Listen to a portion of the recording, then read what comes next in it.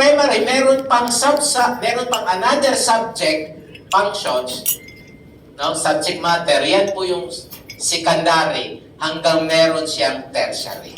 I will give a concrete example kasi gagawa po tayo ng workshop na ganito. Let's say, ito po yung organizational chart ng NAC.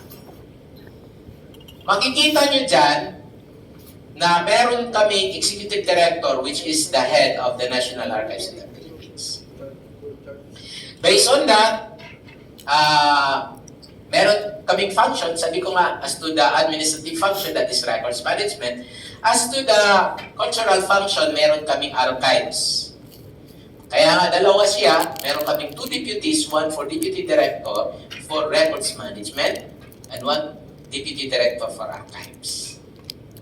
Now, as to the deputy of director of records management, meron siyang mga sarili ding mga sub-functions. Merong FAD, merong ITD, merong RMSD, merong RCD. As to the Deputy Archives Administration, merong ACAD, merong IPD, merong TID. Now, so, at saka meron mga run offices. Sa run offices, we are what we call mini archives for Visayas and Mindanao. And take note, existing employees are run ngayon, sa ngayon kasi hindi pa na-filled out lahat ng positions, we are 9 employees. 10 employees naman with respect to the above. Now, so halimbawa, paano natin kunin yung major heading subject? So meaning to say, yung mga functions. So, FAD, which is Finance and Administrative, let's say, Record Center Administration, Records Management Services Division. Kung titignan nyo, naka-arrange siya alphabetically. Nauna yung FAD, kasunod yung RCD, pangatlo yung RMSD. So yung mga major heading functions natin, arrange natin alphabetically.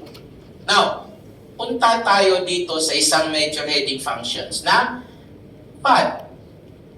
Sa isang major heading functions ng PAD, meron po siyang mga subject which are the primary classifications.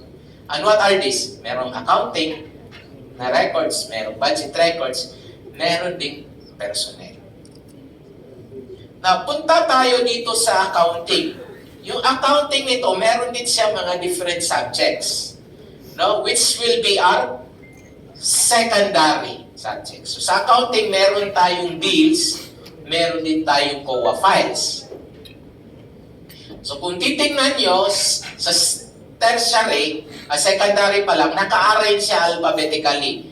Bills, tapos COA files. Pero, take note, sa COA files, meron siyang another subject pa rin, which will be our tertiary classification. No? Subject topics. Kasi merong management letter, meron ding notice of decision. Kung titignan nyo, naka-arrange siya alphabetically. Ibig sabihin, ito po yung FSACs, sample ng FSACs, under Finance and Administrative Division. What is our main subject heading? Ito po, FAD, primary classification, accounting, secondary classification, deals and COA files, tertiary classification is yung management and notice. Now, ganito yung pagkakapress, ganito yung, pag i-apply natin to sa 4-drawer cabinet, ganito yung mangyayari. Yung pad na yan, kung makikita mo yung 4-drawer cabinet, meron siyang square sa labas, yung first drawer. Diyan mo ilagay yung FAD. Tapos mag-indent ka dito sa gilid, that is accounting, next is budget. Sa budget, yung folder mo, kasunod, lagyan mong ganito, meaning to say, parang divider ba, nandito lahat ng mga bill, folder tungkol sa bills. Nandito, pero yung COA kasi, may tertiary siya, dapat maggagawa ka rin ng ganito, meaning to say, nandito sa likod, after nitong marking nito, nandito sa likod yung lahat na management letter, nandito rin sa likod yung lahat ng mga notice of decisions. So, bale, kung meron tayong actual 4-drawer cabinet, ganito yung mangyari. No? So, pag may file plan kayo, madali nyo ma-retrieve yung mga records nyo. Just imagine, ma-retrieve nyo agad yung records na yan. Bakit? Kasi may file plan po kayo. Ano yung file plan natin dito? Ano yung filing classification system natin dito? Yung EPSAX. So, mamaya, gagawa po kayo ng EPSAX. Pero parang ganito lang. No? Magbigay ako ng organizational chart tapos gawa nyo ng EPSAX. Per group po tayo. Saglit lang. Matatapos nyo yan mga about 10 minutes. No? Now, classification operation, meaning filing system. Now, pag sabihin daw natin, no, in selecting or in choosing a filing system na sa prerogative yan ng isang government office.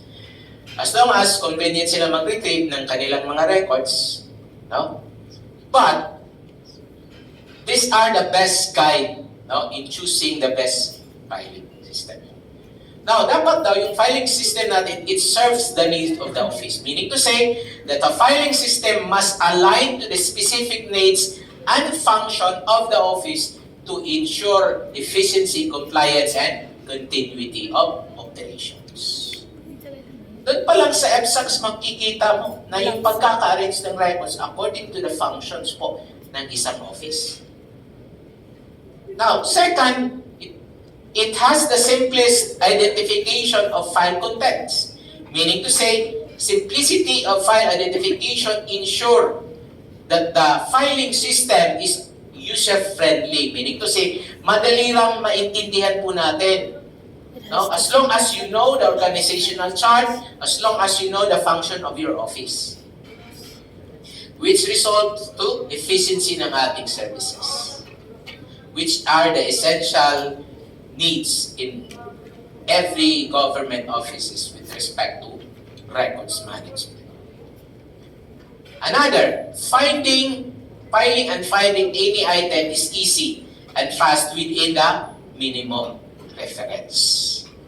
So meaning to say, a filing system that is easy to use, fast to navigate, and minimal